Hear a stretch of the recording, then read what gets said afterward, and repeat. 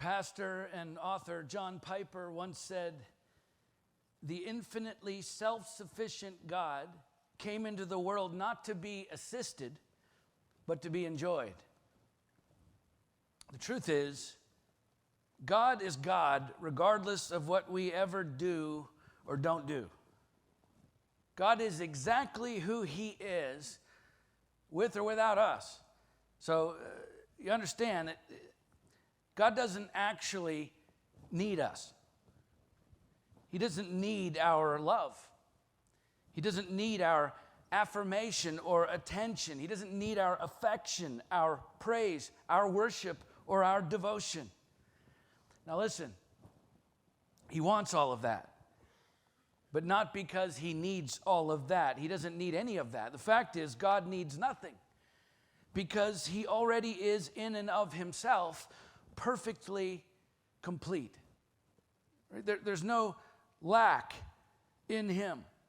There's nothing missing, nothing partial, nothing yet to be fulfilled in God. He already is and always has been perfectly complete, needing nothing. Yet we often live our lives as if God somehow needs our help being God. And the problem with that is, first of all, there's nothing you can ever do in your entire lifetime that is ever going to help God be more God than He already is. And secondly, when you live your life believing that God is somehow relying on you to help Him be the kind of God this world needs, then you're elevating yourself, first of all, to an impossible standard that you cannot live up to and were never intended to live up to, a standard that actually fosters a potentially costly misunderstanding of God is and what He came to do in your life and in this world, because you're taking on a role that is not yours to fill. And at the same time, you're devaluing who God actually is. Okay? God isn't like us. God isn't broken or needy or insufficient or lacking in any way. There's nothing incomplete about God. And so the reason He invites us in to be a part of what He is accomplishing in this world is for our sake, not His. All right? He invites us into His story not so that He can become who He needs to be. It is for us to become who we need to be. And yet, because we are lacking in certain areas of our lives, whether we realize it or not, listen, we often project our own weaknesses onto God. Okay? There's a natural tendency for most of us to project our own human character traits onto God. The fact is, we do it all the time. If you lean toward an authoritarian perspective when it comes to your own life, toward your work, family, culture, church, whatever it is, then you will tend to view God in your life as an authoritarian.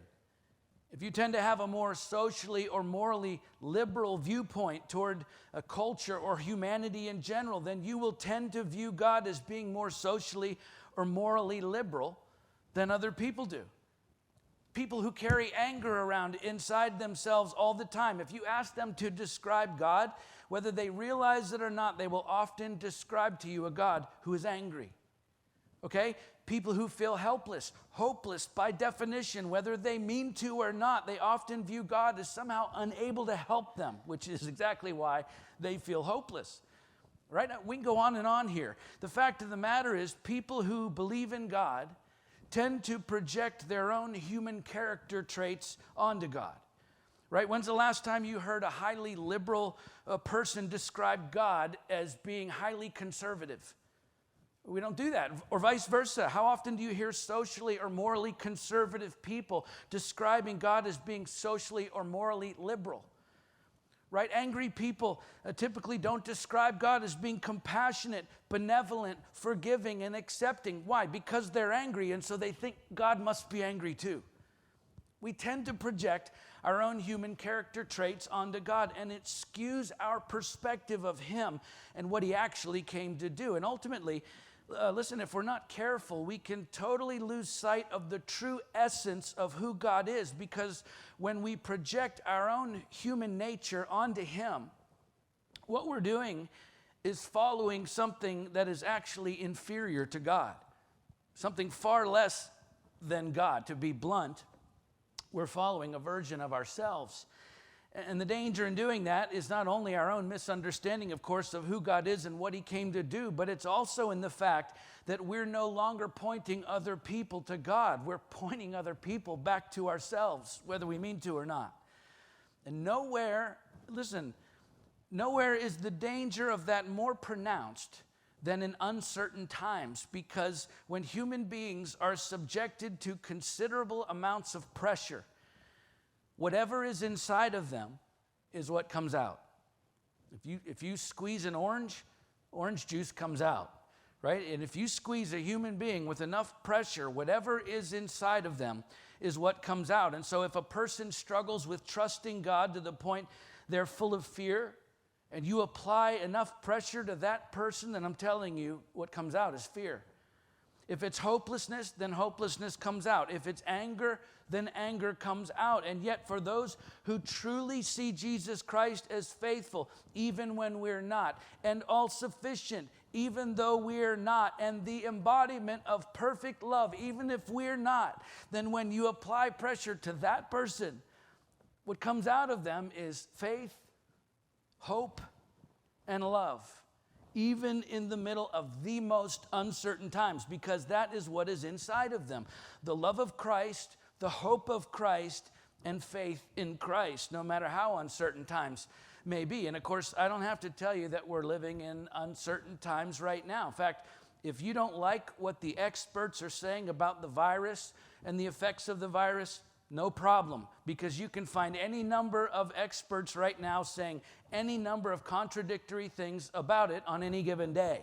Because at the end of the day, no one knows for certain the final outcomes of this virus or the effects it will ultimately have on the health of our people or our economy or our nation or the rest of the world, which creates a tremendous amount of uncertainty. And we don't like uncertainty or the pressure that comes with it. And yet one thing remains true. In times of uncertainty, if you ever wonder what is truly inside of someone, all you have to do is look at what's coming out of them. If they're a professing Christian, what comes out of them actually speaks volumes about how they actually view God, which has been true, by the way, since the dawn of humankind. As I say often, although human culture constantly changes, listen, human nature never changes. It's why these ancient stories that we study together are as relevant today as they were then, because since the beginning of time, people have projected their own flawed human nature onto God, as we'll see in our story today, as we continue our sermon series, working our way through 1 Samuel, where the people of God had a skewed perspective of the person of God. They'd lost their perspective of the true essence of who he was and what he'd come to do. And as the times became increasingly uncertain, those skewed perspectives of God not only affected them, but listen, they affected everyone around them in catastrophic ways as what was truly inside of them started to come out. So let's pick the story back up where we left off last week then, and see what we can learn about the certainty of God even in the most uncertain times. We'll begin with chapter 5, which is a short chapter, so we're going to read through the entire bit there to begin. Chapter 5, starting at verse 1. When the Philistines captured the ark of God, they brought it from Ebenezer to Ashdod. Then the Philistines took the ark of God and brought it into the house of Dagon and set it up beside Dagon. And when the people of Ashdod rose early the next day, behold, Dagon had fallen face downward on the ground before the ark of the Lord. So they took Dagon and put him back in his place. I love how the pagan god can't even stand up on his own. But when they rose early the next morning, behold, Dagon had fallen face downward on the ground before the ark of the Lord, and the head of Dagon and both his hands were lying cut off on the threshold. Only the trunk of Dagon was left to him. This is why the priests of Dagon and all who enter the house of Dagon do not tread on the threshold of Dagon in Ashdod to this day. The hand of the Lord was heavy against the people of Ashdod, and he terrified and afflicted them with tumors, both Ashdod and its territory. And when the men of Ashdod saw how things were, they said, "The ark of the God of Israel must not remain with us, for his hand is hard against us and against Dagon our God." So they sent and gathered together all the lords of the Philistines and said, "What shall we do with the ark of the God of Israel?" They answered, "Let the ark of God of Israel be brought around to Gath." And so they brought the ark of God of Israel there. But after they had brought it around, the hand of the Lord was against the city, causing a very great panic, and he afflicted the men of the city, both young and old, so that tumors broke out on them. So they sent the ark of God to Ekron. But as soon as the ark of God came to Ekron, the people of Ekron cried out, "They have brought around to us the ark of the God of Israel to kill us and our people." They sent therefore and gathered together all the lords of the Philistines and said, "Send away the ark of the God of Israel, and let it return to its own place, that it may not kill us and our people." For there was a deathly panic throughout the whole city. The hand of God was very heavy there, and the men who did not die were struck with tumors, and the cry of this city went up to heaven. In the last chapter, the Philistines attacked the Israelites, and 2 separate battles ensued, resulting in the loss of about 34,000 Israelite soldiers and the Ark of the Covenant into the hands of the Philistines, who take the Ark to Ashdod, one of the 5 major city-states of the Philistines. It was about 19 miles south of Ebenezer, where the Israelites had encamped against the Philistines and carried the Ark into battle.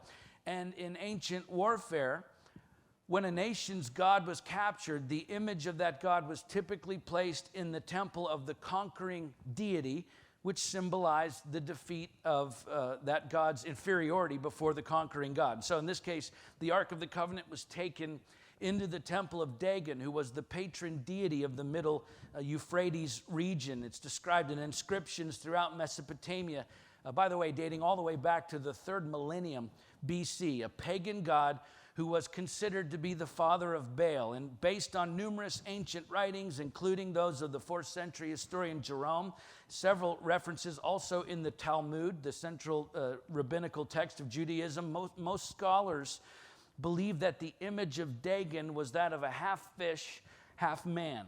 And so the Philistines set the Ark of the Covenant of the Lord of Hosts, who is enthroned on the cherubim. That's the full name of the Ark of the Covenant. They set it up next to this half fish, half man pagan god Dagon as a trophy for their god, who in the minds of the Philistines had defeated the God of the Israelites in battle. And yet the next morning, when the Philistine priests go to the temple of Dagon, Dagon had fallen face downward on the ground before the ark of the Lord. So they took Dagon and put him back up in his place again, right? They prop him back up. But when they rose early the next morning, behold, Dagon had fallen face downward on the ground before the ark of the Lord. And the head of Dagon and both his hands were lying cut off on the threshold. Only the trunk of Dagon was left to him. It is profoundly significant and actually kind of humorous that the image of this false god was found face down before the Ark of the Covenant, because that was the posture of worship and subservience before a god in ancient times. So the Philistine god, who they thought had defeated Yahweh, was now bowing down, paying homage in worship to the King of Kings and the Lord of Lords, with his head and hands severed in a permanent sign of impotence before the one true God. It was such an incredible display of power, the Philistine priests never again set foot on the threshold of that temple.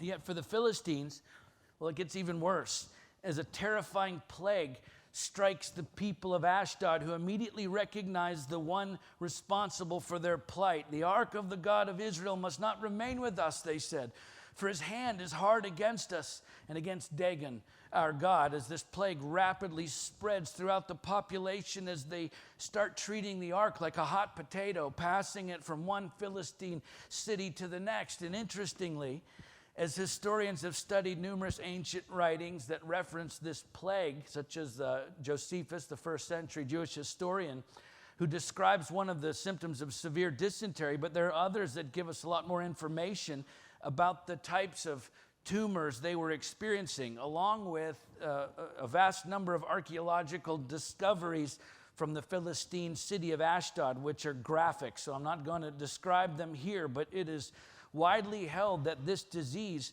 was a form of the bubonic plague that has afflicted various populations worldwide for centuries. For instance, whereas the next chapter talks about mice being a part of the plague, in the Septuagint, the ancient Greek translation of the Old Testament, it says, and I'm quoting, and rats appeared in their land, and death and destruction were throughout the city. And of course, it's well documented that rats carry bubonic plague, which causes painful swellings of the lymph nodes in parts of the body that match up with the archaeological findings from Ashdod. And again, we won't discuss all of that here, other than to say that Dagon was also known as the god of fertility, which makes this particular plague all the more appropriate as a statement of Dagon's total defeat.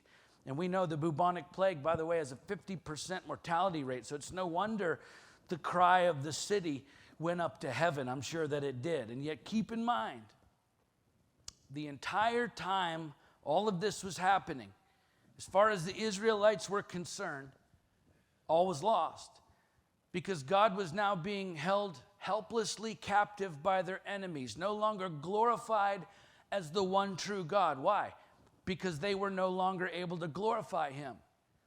As if the God of all creation was now confined to a box that was in Philistine possession, a pagan people who would surely defame and degrade the glory of God. See, for the Israelites, it was as if the greatness of God was dependent upon them. And although it took them a while to learn this lesson, eventually they came to understand that in uncertain times, God is great even when you aren't, because we don't make God great, right? There's nothing that the Israelites were doing at the time that could make God great. And by the way, there was nothing the Philistines were doing at the time that could keep God from being great, because God is God and he is great regardless of what we ever do or do not do. You understand? Your righteousness doesn't add to God's greatness, and your sin doesn't take away from it. The Israelites didn't add to God's greatness, and the Philistines didn't take away from it. God is great, and he is worthy of honor and worship because of who he is, not because of who we are. And yet one of the most common arguments that people make against Christianity today is that the church is full of hypocrites, which is true. It is. In fact, you don't need to step into a church to know that. Just read the New Testament and you'll find out rather quickly that the church is and always has been full of hypocrites. And by the way, so is the rest of the world. I don't care if you're a Christian or not. There isn't one single person on this planet under their own steam who lives up perfectly to their own standard of goodness, let alone God's standard of goodness. Right? Everyone has their own standards for what is good and right, Christians and non-Christians alike, and yet not one of us lives up to those standards perfectly, not one. And if, by the way, if someone tells you they do, they're not being honest. And yet this world is full of people who will tell you that they believe that they are in fact good all on their own. Hypocrites. Down to the last man. So what makes the temple of God, the people of God, what makes the people of God then any different than the rest of the world? Well, here's a hint. It's not us. It's not us that makes us different. No, it's Jesus Christ that makes us different. He is the reason we're different, because through his righteousness, through his perfection, through his innocent blood that was shed on a Roman cross for us, we are made righteous in him. Even though we still don't live up to his perfect standard of righteousness, okay? We are different because God is great, not because we're great. And so look, if you're looking for an example of perfection in Christianity, don't fix your eyes on Christians. Fix your eyes on Christ. To reject Christianity because of the flawed people who follow him is an indictment against man, not God. Okay? Focus on the greatness of God, because he is great even when we're not, which is so important for us to remember, especially in times of uncertainty. Because listen, whether whether a vaccine comes tomorrow or 2 years from now, whether our economy bounces back or crashes miserably, whether we stay healthy or get sick. Look, whether everything opens back up tomorrow or stays closed forever, whether life goes our way or not, God is still great, and no virus or anything else will ever change that. Which means no matter what is happening or no matter how uncertain life may be, you can wake up every morning full of faith for today because we serve a God whose greatness is absolute and absolutely unaffected by the uncertainty of this world. So which is it for you? Faith or fear? What is driving your decisions, your choices in these uncertain times? The Israelites were driven by fear, not faith, and the result was catastrophic. And listen, it's good for us to honestly reflect on this question in times like these. Is my fear of uncertainty greater than my faith in God? And if you're not sure the answer to that question, then just look at what is coming out of you. How are you treating other people? How is your attitude in general? Are you at peace or in constant turmoil? Is what's coming out of you speaking life to others or death? Because whatever is, I'm telling you, whatever is inside of you, that's what's coming out of you. And if your fear is greater than your faith, then fear will drive everything that you say and do.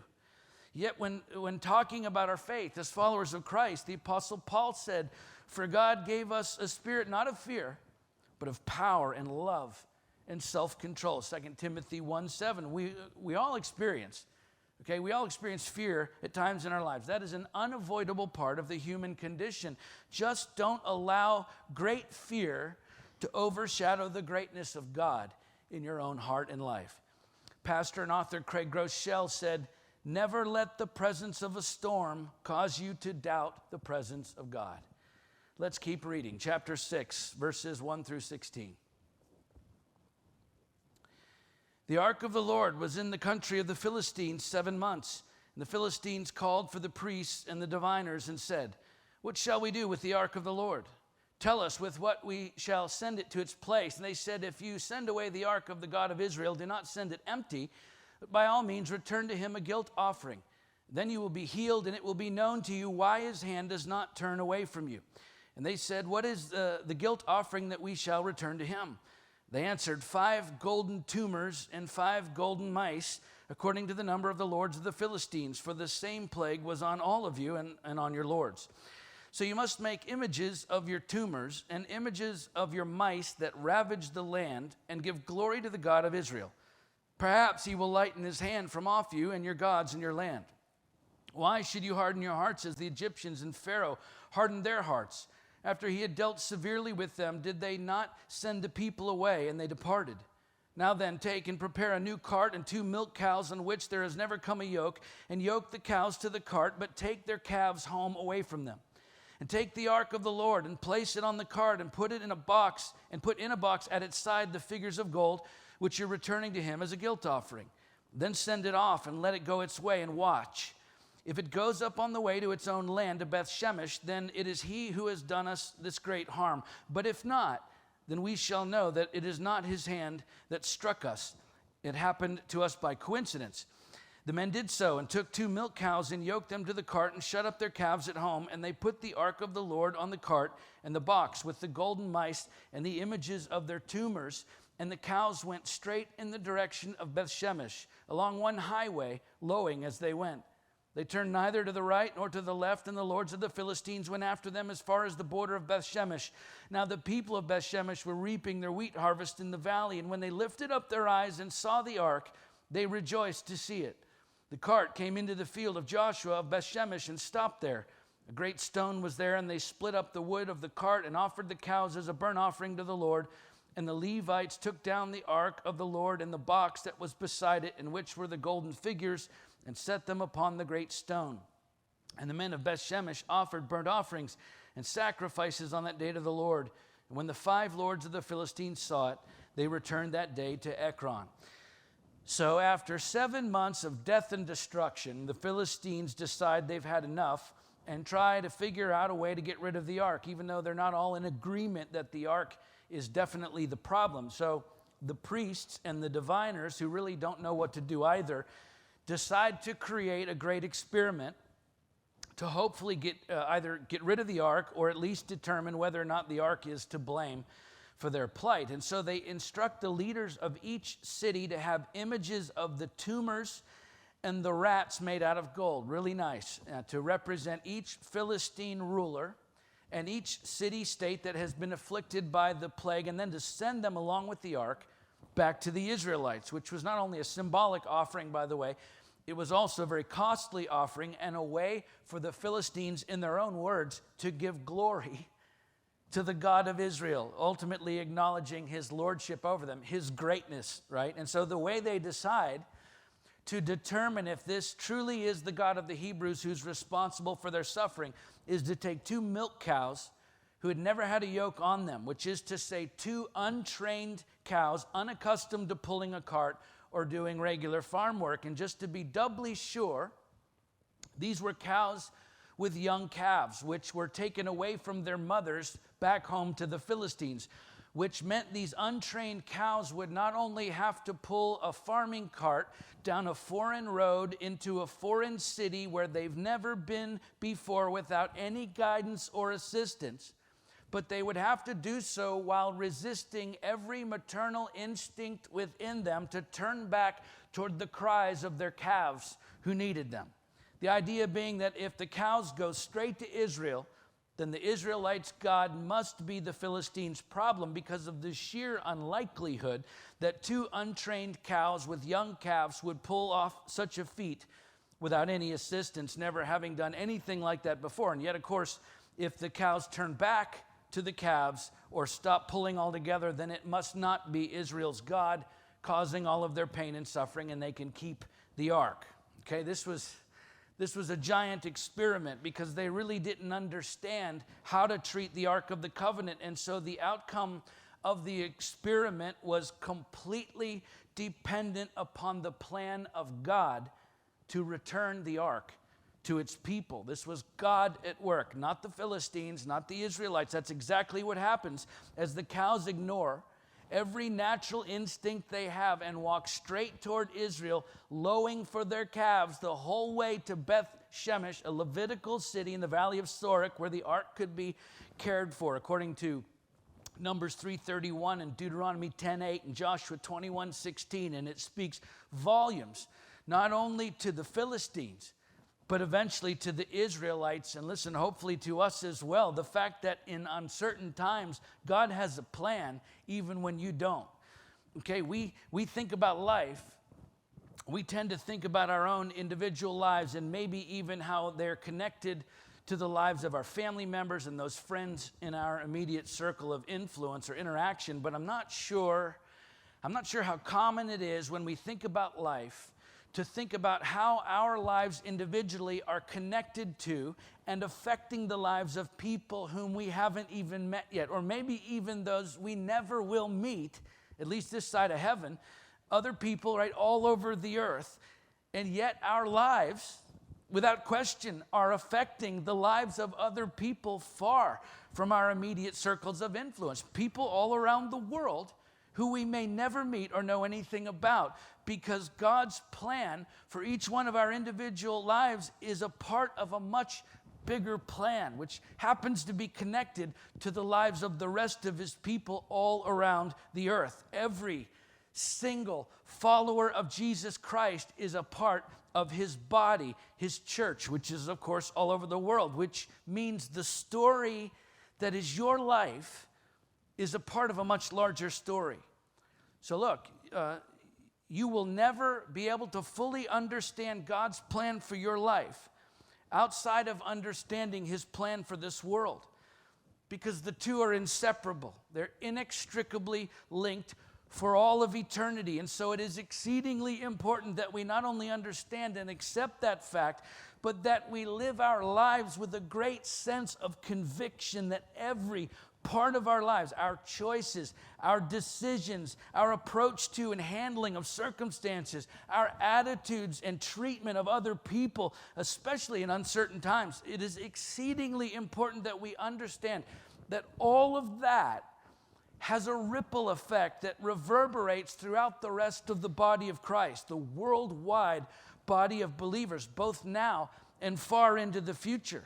Because that big story is made up of the sum of all of our individual stories, so that our part, right, the part that each one of us plays in this grand plan is just as important as every other part, and it is affecting every other part.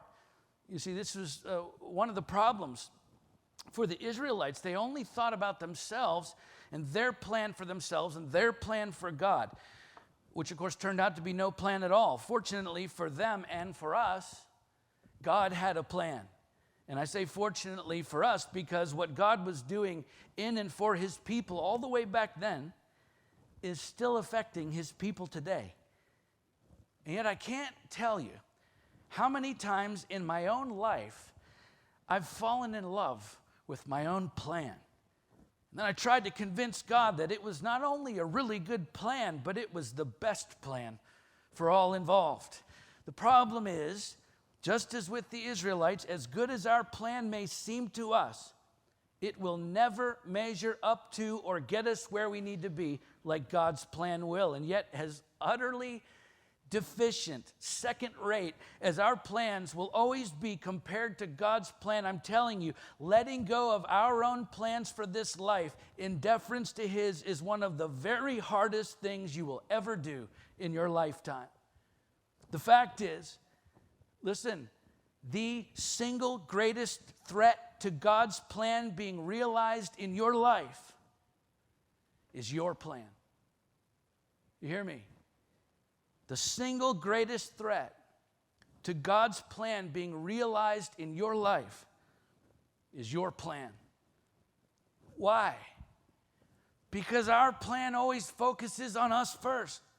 And in uncertain times, what is inside of us is always what comes out of us. And if you're working your plan for your life, I'm telling you, when the pressure is on, what will come out of you is what you think is best for you. Not what's best for others, which is exactly what we're seeing happening, by the way, all over our society today, aren't we? Now listen, that will eventually lead you, living that way will eventually lead you every single time to a sense of hopelessness, which is precisely what happened with the Israelites. They focused on their plan, what turned out to be no plan at all, but it was what they thought was best for them first. And as a result, they lost the ark and they lost their hope, because self-focus never offers us hope for the future. Never. Only God can offer us that. So when your life is focused on God's plan, which again is always a plan for this world that you're a part of, you understand his plan for your life is bigger than just you, which means rather than asking, what is God's plan for my life? We like to ask that question. What is God's plan for my life? Instead, what we should be asking is, what is God's plan for this world? And then once we answer that question, then we can ask, how does my life fit into that plan? To God's plan for this world, because that's how we discover our purpose. God's plan for our lives. And when your focus is on God's plan instead of your own, it is there you will find hope in endless supply.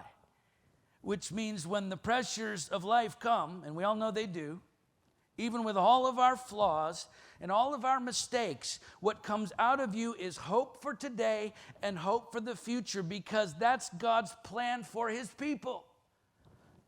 For I know the plans I have for you, declares the Lord. Plans for welfare and not for evil, to give you what? A future and a hope. Jeremiah 29:11, author Dave Harvey once wrote, our failures are never big enough to interrupt God's plans for us. Let's finish the story for today. Verse 17 to the end of the chapter.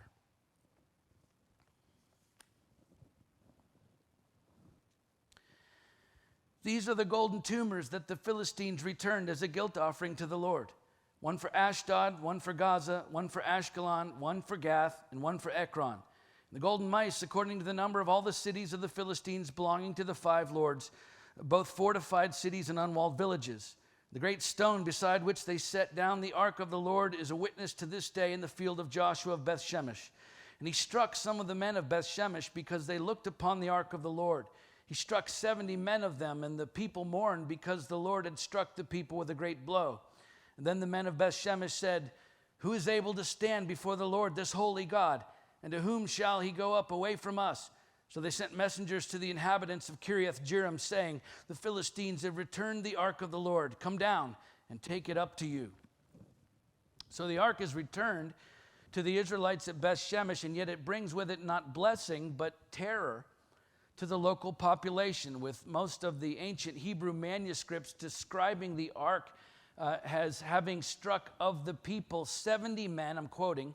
It says, struck of the people 70 men, 50,000 men, which is why some of the English translations, maybe some that you're reading now, tell us that 50,000 men actually died in Beth-Shemesh, and others yet say 70, because it is unclear. However, Beth-Shemesh was a small town, and so if tens of thousands of additional Israelites came to see the ark, which is possible, then the 50,000 number could be correct. Otherwise, it's more likely the number of dead was 70. Either way, this was a devastating blow to the people of Israel, who are elated to have the ark back, and yet no sooner do they recover the ark that it starts killing people who look at it or who had touched it. As Josephus tells us, he says that those who had touched it, not being priests, were not worthy to touch the ark and therefore died. The point being, listen, the presence of the holy God with the ark was fraught with danger. It always was. Right? This was nothing new. The Israelites knew well and good that they were forbidden, apart from certain priests, to handle or even gaze upon the ark. Right? So what had changed? Well, as far as God was concerned, nothing had changed, because God never changes. His presence was as holy and dreadfully powerful as ever. Just because the Israelites were happy to have the ark back didn't mean they could now treat the ark dishonorably any more than they could when they wrongly carried it into battle against the Philistines to begin with. And again, it was a terribly difficult lesson for them to learn, the fact that in uncertain times, God never changes, even when you do. But eventually they got it, as we'll see in the next chapter. And listen, we need to get this too. Because when times are uncertain and the pressure is mounting, we like to try and wield God like a weapon against those who disagree with us or those who seem to be working against us. And I'll just tell you from firsthand experience, there are plenty of professing Christians who will use what they consider to be righteous anger like a weapon against other Christians. And it is shameful. First of all, you understand, listen, outside pressure cannot destroy the church. You understand that? In fact, you will rarely ever find a local church that has withered and died because of outside pressures. What you will very often find, however, are local churches that end up shutting their doors for good because of something that happened within the church itself when the people turned against one another. In fact, that actually happens all the time. You see, if the enemy can get a man or a woman on the inside to do his bidding, he can do far more damage to the church than he ever could by attacking it from without. And listen, please hear me. I want churches everywhere to begin to gather and meet in person more than anybody. I promise you. By the way, all of that is coming soon, and you'll hear about that very soon. But I'm just telling you, listen, there's a far greater risk of the church being damaged from people within it attacking each other than there will ever be from outside forces asking us not to meet in the same space for a few weeks or whatever it is. Okay? At the end of the day, when the pressure is turned up in these uncertain times, what is inside of us is what comes out. Don't let your anger, whether you believe it's righteous or not, don't let your anger ruin your testimony or your fellowship within the body. Jesus said, the way that the world will know that we're his disciples. In other words, our testimony to this world will be validated by what? If you have love for one another. John 13:35. The bottom line is we cannot love those outside of the church if we do not love those inside the church. You may think you can, but you cannot. There's no reality where a Christian can effectively love those in the world while simultaneously dividing his church. The Apostle John said, "By this we know love, that he laid down his life for us, and we ought to lay down our lives for who? The brothers." 1 John 3:16, which is to say your brothers and sisters in Christ. Okay, Jesus gave his own perfect life for the church. That's who he was then, that's who he is today, and that is who he will always be, because Jesus Christ is the same yesterday, today, and forever. Hebrews 13:8, he never changes. We do. By the way, we should. We're supposed to change, to grow, to learn, to mature, to love more and more and more and more and more like Jesus, which is why he allows us to go through difficult things, uncertain times, pressures that shape us, change us, so that we become more like him. So that, listen, when we get squeezed by the pressures of this world, what comes out of us is less of us and more of him. Less fear, more faith. Less hopelessness, more hope. Less anger, more love.